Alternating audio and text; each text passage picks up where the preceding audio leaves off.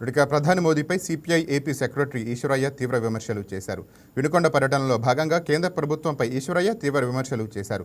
దేశానికి కనీసం ఆయిల్ కొనుగోలు చేయాలన్నా, గ్యాస్ కొనుగోలు చేయాలన్నా అగ్రరాజ్యం అమెరికా అనుమతి తీసుకోవాల్సిన దౌర్భాగ్య పరిస్థితి దాపురించిందని అన్నారు. దేశ సార్వభౌమాధికారానికి ఎంత ప్రమాదకరమో ప్రజలు ఆలోచించాలని ఆయన కోరారు. రాష్ట్రంలో, దేశంలో రైతుల పరిస్థితి అత్యంత దయనీయంగా మారిందని ఈశ్వరయ్య ఆవేదన వ్యక్తం చేశారు.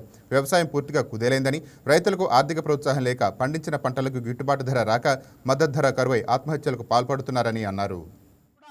చెప్తా ఉన్నారు నాయకులు, చెప్తా 70 కోట్ల మంది అమ్మలకు అన్యాయం చేశారు ఇండియా కూటమి పార్టీలు అని చెప్పేసి ఇక్కడ ఈ రాష్ట్రంలో కూడా చెప్తా ఉన్నారు నాయకులు, చెప్తున్నారు.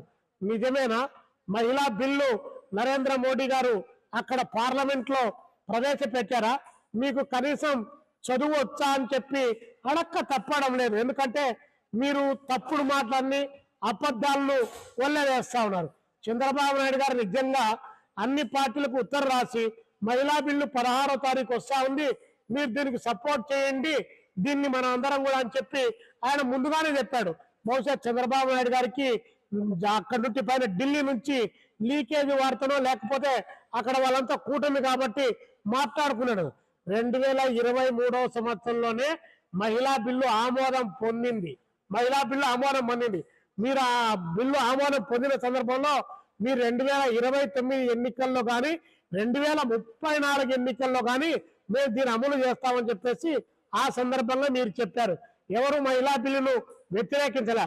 మీరు మహిళా బిల్లు ముసుగులో దక్షిణాది రాష్ట్రాలకు అన్యాయం చేసిన పద్ధతిలో డీలిమిటేషన్ దానికి సంబంధించి జనగణనలో కులగణన జరగకుండా, సెన్సస్ అనేటువంటిది జరగకుండా మీరు 131వ రాజ్యాంగ సవరణను తీసుకొని రావడానికి కావాల్సిన ప్రయత్నం చేసి డీలిమిటేషన్ దాంతో పాటు కలిపి మీరు ప్రయత్నం చేసి ఆ ముసుగులో తీసుకొని రావాలన్నటువంటి మీ కుచితాలను అక్కడ ఎన్డీఏ ప్రభుత్వం తీసుకొచ్చినటువంటి ఆ బిల్లును అక్కడ ఇండియా బ్లాక్ వాళ్ళు తిప్పి కొట్టారు.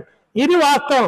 దీన్ని పక్కన పెట్టి చంద్రబాబు నాయుడు గారు ముసలి కన్నీరు గారుతాడు, జగన్మోహన్ రెడ్డి ముసలి కన్నీరు గారుతారు, పవన్ కళ్యాణ్ ఇంకా ఆయన చెప్పడానికి లేదు, మొత్తం అన్యాయం జరిగిపోయిందని చెప్పి చెప్తా ఉన్నారు. ఈ సందర్భంగా ఒక మాట చెప్పాలి. చంద్రబాబు నాయుడు గారికి, జగన్మోహన్ రెడ్డి గారికి, పవన్ కళ్యాణ్ గారికి రాజస్థాన్ లో రుడాలి అనేటువంటి ఒక తెగ ఉంది, లేడీస్ కు సంబంధించి, స్త్రీలకు సంబంధించి. అక్కడ రాజస్థాన్ లో ఎవరైనా చచ్చిపోతే ఆ కుటుంబ సభ్యులు ఏడ్చే వాళ్ళు కాదు, వాళ్ళు ఏడవరు.